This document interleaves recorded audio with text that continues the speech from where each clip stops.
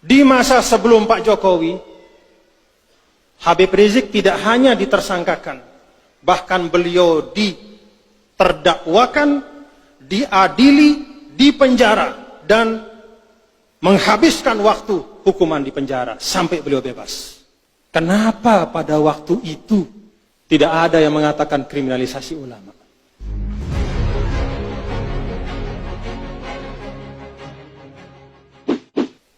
Terakhir, yang keempat, ada hal-hal yang terus-menerus sampai sekarang didengungkan. Salah satu di antaranya adalah bahwa umat Islam pada masa Bapak Presiden Jokowi ini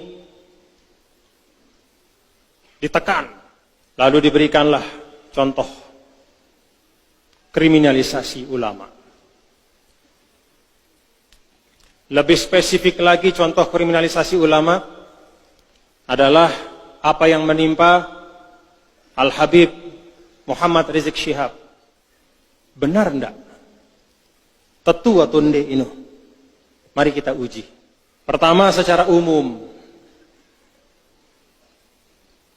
ada ungkapan bahwa umat Islam di Indonesia ini dipersulit. Ada kriminalisasi. Bahkan direkam, yang ngomong itu direkam. Tidak usah sampaikan namanya, direkam. Ustadz, wah, kriminalisasi ulama di Indonesia, kita ini umat Islam digencet, kita ini ditekan. Yang ngomong itu adalah orang yang punya ratusan majelis taklim. Yang ngomong itu hari-hari sering muncul di TV. Kalau memang ulama atau umat itu ditekan, tidak mungkin dia akan bisa keliling dari satu tempat ke tempat lain. Tidak mungkin dia akan bebas menyuarakan, masuk TV kemana-mana. Itu sama dengan orang yang kena mangan pelalah. Dia makan pelalah sate, makan sampai bekas bumbu sate masih ada di mulutnya, lalu dia bilang, susah zaman Pak Jokowi ini kita tidak dapat makan.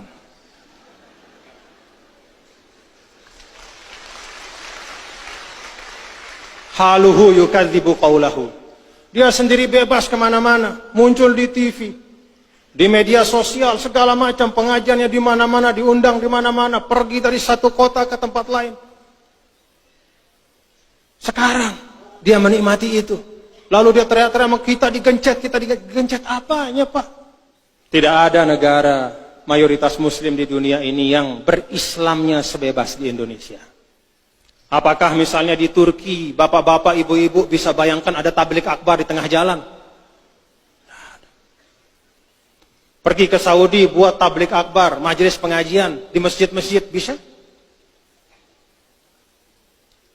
Apakah di negara-negara lain, di Mesir, di Arab Saudi, di Turki, di negara-negara Islam yang maju, yang dianggap sebagai contoh-contoh, ada orang bisa naik menjadi khotib tanpa ada surat resmi izin dari pemerintah? Tidak bisa. Di Mesir kalau naik mimbar tanpa ada izin resmi dari Kementerian Auqaf, turun lagi. Tidak bisa. Di Indonesia saja, siapapun yang takmir masjidnya minta jadi khotib, naik dia khutbah. Kadang-kadang khutbahnya bukan membuat orang tenang, membuat orang resah dan gelisah. Itu bebasnya di Indonesia. Majelis-majelis taklim, ya Allah. Dulu pernah saya menemani tamu dari Mesir. Begitu lewat di Jakarta, ada besar pelang tentang pengajian dari seorang tokoh. Bertanya, ini siapa? Oh, pengajian, Syekh. Pengajian apa? Saya sampaikan, oh, pengajian begini. Tempatnya di mana? Ya, di masjid. Bagaimana caranya? Ya, dibuatkan terop, bahkan sampai jalan. Dia noleh kepada saya. Pengajian di tengah jalan? Noleh pada saya. Tidak mungkin terjadi di mana-mana. Polisi ikut mengamankan, lalu lintas dialihkan. Itulah bebasnya kita berislam di Indonesia.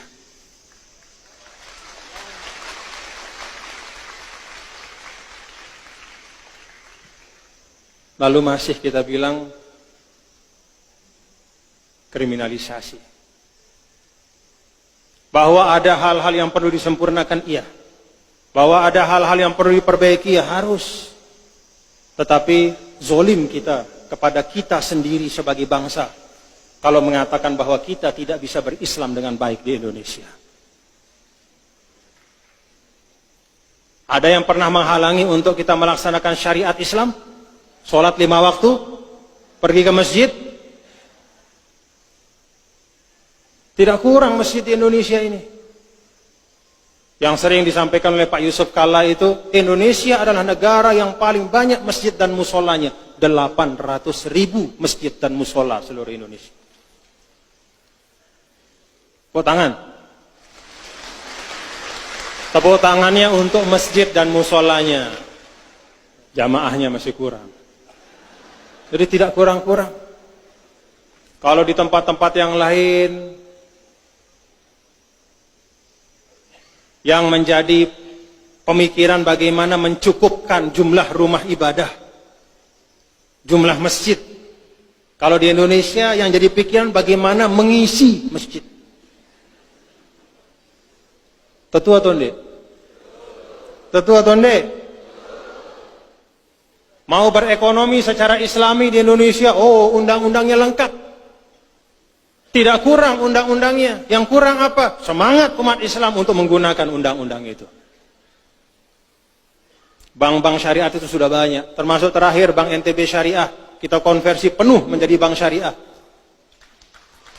Wadahnya sudah ada, lengkap.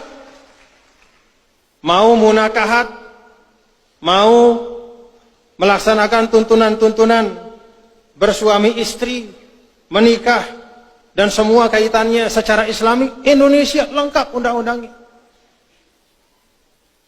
Mau berwakaf secara Islam, Indonesia ada undang-undang wakafnya. Semua diatur. Itulah fasilitasi. Sehingga kalau sebagian ulama mengatakan negara Islam itu pertama adalah negara yang sebagian besar penduduknya adalah Muslim, Indonesia sudah masuk di situ. Negara Islam adalah negara yang tazharu fihi syara'iul Islam, yang bisa ditampakkan syiar Islam secara terbuka. Dicontohkan oleh Imam Nawawi, sholat 5 waktu. Di Indonesia ini bukan hanya sholat 5 waktu. Sholat-sholat sunnahnya pun bisa secara terbuka. Banyak majelis-majelis tahajud bersama. Bahkan tidak seperti yang ada di Saudi, di Mesir, dan negara-negara yang lain, bahwa loudspeaker masjid itu hanya berbunyi ketika azan. Di Indonesia tidak sedikit loudspeaker yang sudah bunyi setengah jam sebelum azan. Walaupun di situ tidak ada orang ya. Nyala loudspeakernya. Ngaji panjang, habis itu panjang. Di mana mau lihat? Pergi ke Turki, coba dengar di situ. Ada enggak? Sebelum sholat itu ada ngaji 10 menit, setelah sholat ada ngaji? Enggak ada. Ada enggak majelis taklim yang menggunakan speaker masjid? Setelah misalnya zuhur kemudian pakai speaker pengajian, atau setelah maghrib di Turki, di Mesir, di Saudi, ada enggak? Kalaupun pengajian itu ada, dia pakai speaker dalam, tidak menggunakan speaker luar. Jadi jangan termakan oleh hasutan bahwa di Indonesia ini kita berislam susah. Tidak, ruangnya sangat lebar, kesempatannya sangat luas.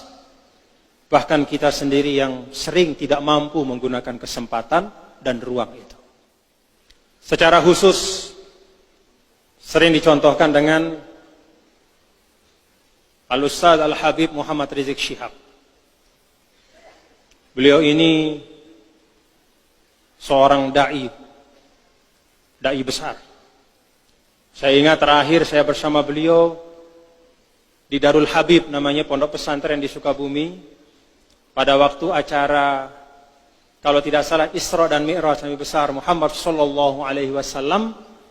Itu Habib Noval Al-Kaf, pimpinan pondok itu mengundang saya, dan kebetulan mengundang beliau juga ternyata.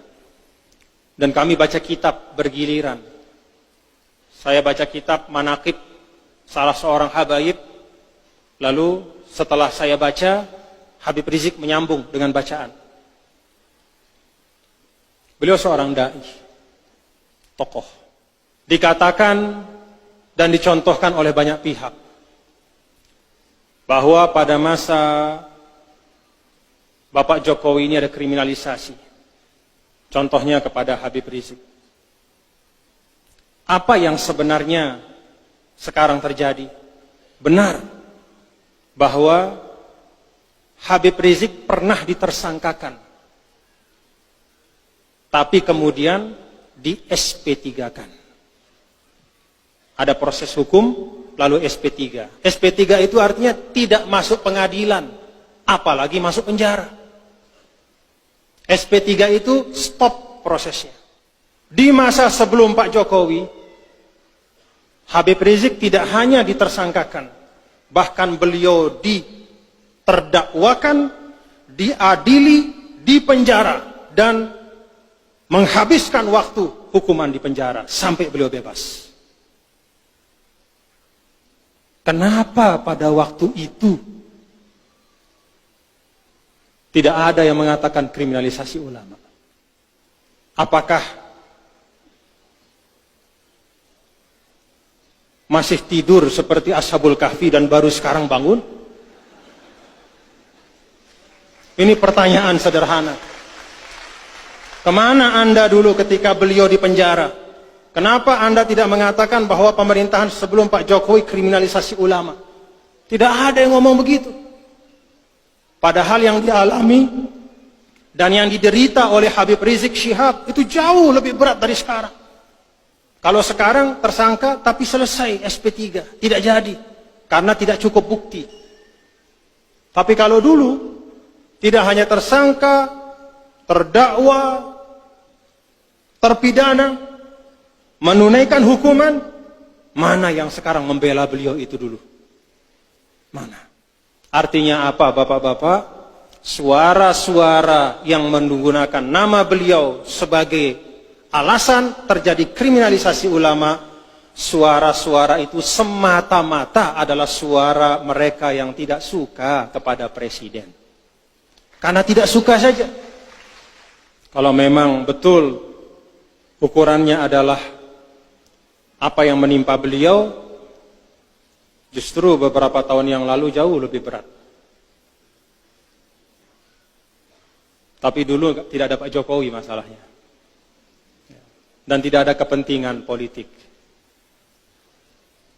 Oleh karena itu, Bapak-bapak, Ibu-ibu, Saudara, terkait dengan isu-isu seperti ini, mari kita kembalikan kepada kenyataan. Apakah ada benar bahwa kita sebagai umat Islam ini tersulitkan di dalam mengamalkan Islam di Indonesia? Nih saya tanya, muslimat, ada merasa sulit? Lalu ngaji susah? Sembahyang susah? Apa Malik? Taik haji susah? Ya memang susah kalau taik haji. Tapi susahnya bukan karena pemerintah bikin susah, tapi karena kuotanya terbatas. Tapi tidak ada hal yang menunjukkan dengan nyata bahwa ada kriminalisasi atau ada upaya untuk meminggirkan umat Islam. Ini saya sampaikan, Bapak-bapak, mengajak kita semua berpikir. Apa yang kita baca di media sosial itu sebagian besarnya itu hoax, bohong. Apalagi yang ajaib-ajaib. Ajaib-ajaib. Ada katanya tiba-tiba surat suara sudah tercoblos. Ternyata bohong. Satu persatu ketahuan bohong. Inna lillahi wa inna ilaihi raji'un. Sekali lagi Bapak-bapak, Ibu, Saudara, bagi kita ini adalah fastabiqul khairat. Kedua pasangan calon ini adalah putra-putra bangsa terbaik. Tapi kita semua warga Nahdlatul Wathon saya ajak untuk kompak semuanya. Kompak semuanya untuk bersama-sama kita mendukung pasangan Bapak Jokowi dan Bapak Kiai Ma'ruf Amin. Siap Bapak-Bapak Ibu? Siap Bapak-Bapak Ibu? Alhamdulillah.